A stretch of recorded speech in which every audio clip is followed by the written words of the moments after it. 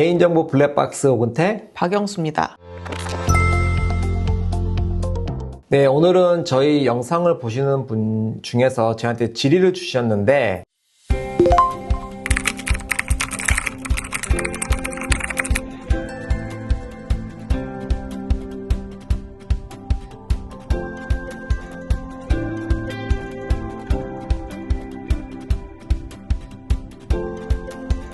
안면 인식 시스템을 통해 얼굴 사진을 촬영하는 경우 법적 준수를 위해 검토해야 할 사항부터 한번 좀 짚어주시면 어떨까 싶습니다. 안면 인식 시스템을 통해 얼굴 사진을 촬영하는 경우 이 부분부터 조금 살펴볼게요. 저희가 이제 이게 생체 정보와 생체 인식 정보가 있는 거거든요.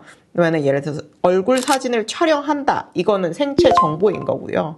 이걸 가지고 이제 저희가 출입을 하기 위해서 이제 얼굴에서 특징점을 뽑아낸 정보, 이거는 생체 인식 정보거든요. 그래서 생체 정보는 일반적 개인 정보에 해당하고 생체 인식 정보는 민감 정보에 해당합니다. 그래서 여기를 조금 다시 좀 정정을 하면 안면 인식 시스템을 통해서 출입하는 경우 이렇게 하는 게 조금 더 맞는 것 같아요. 그렇게 해서 출입 시스템을 운영을 할 때 우리가 어떤 거를 검토해야 되냐 이것부터 따져보는 게 더 맞는 것 같거든요. 그러면 아까 말씀드린 대로 이제 안면 인식 시스템을 통해서 출입할 때는 생체 인식 정보, 얼굴의 특징적 정보가 이제 수집이 되거든요. 그렇기 때문에 23조에 따라서 별도 동의를 받는 것이 필요합니다. 네, 일단은 별도 동의가 필요하다. 네. 이 말씀하셨고 명확하게 하기 위해서 다시 한번 제가 질문을 드려보겠습니다, 변호사님. 안면 인식 시스템을 통해서 처리되는 이제 사진 정보가 있을 거 아니에요? 네. 그 사진 정보는 민감 정보에 해당하나요? 개인 정보에 해당하나요?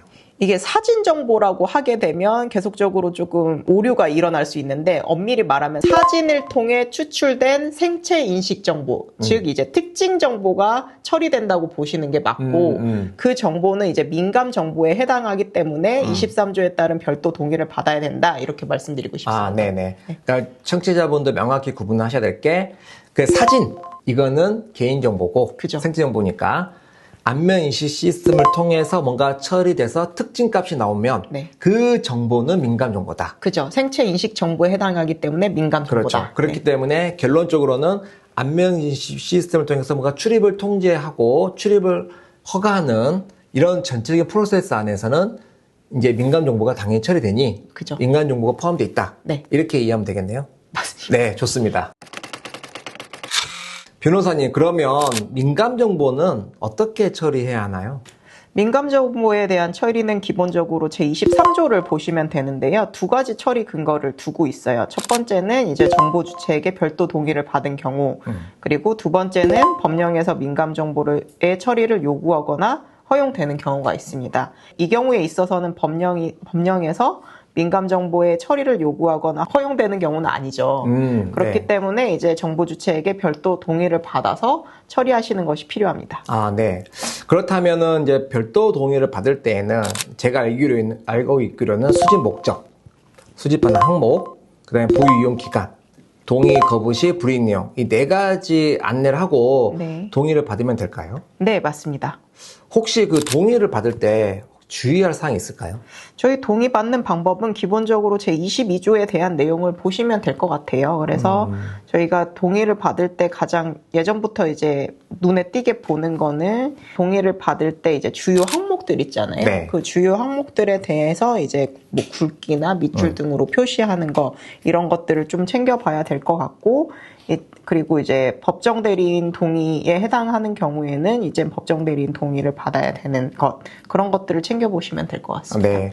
뭐 제가 동의 부분은 제 영상에서 또 여러 번 촬영해놨기 때문에 아마 그 영상을 또 한번 보시면 도움이 될 것 같습니다. 그래서 법 22조 변호사님 말씀하셨던 것처럼 민감 정보는 수집 항목, 그 다음에 보유 및 이용 기간은 좀 강조 표시돼야 되지 않을까 싶고요. 청취자분이 주신 것 중에 이런 질문도 있었어요. 이 안면 인식 시스템을 설치해 놓고 이미 기존의 회원들은 동의 없이 이렇게 수집했는데 어떻게 해야 되느냐, 삭제해야 되느냐, 더 이상 사용하면 안 되느냐, 이런 이제 질문을 주셨단 말이에요.